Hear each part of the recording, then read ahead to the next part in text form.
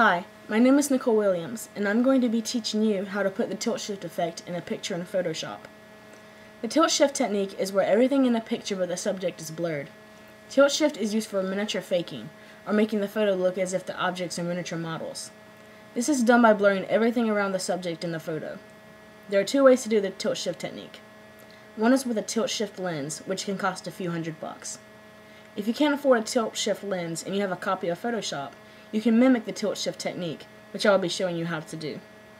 With tilt shift, the best photos to work with are ones where the photo was taken from an angle at a high elevation and with a wide angled view to get as much in the photo as possible. The picture I'll use is a picture I took of my car. So first we open up the file. When your file is open, you need to enter Quick Mask Mode. This can be done by pressing Q on your keyboard.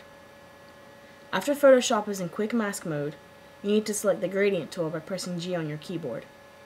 When you have the Gradient tool selected, you need to choose the Reflected Gradient option. Draw a vertical line where you want the picture to stay in focus. The starting point of your line will be the center of the in focus area, and the end of the line will be where the picture transitions from being in focus to out of focus. When you release the mouse button, the area where you drew the line is where the picture will stay in focus, will be shown in red like so.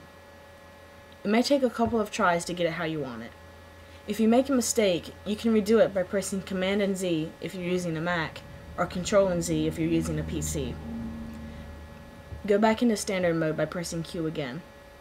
There should be selection lines around the areas that will be blurred.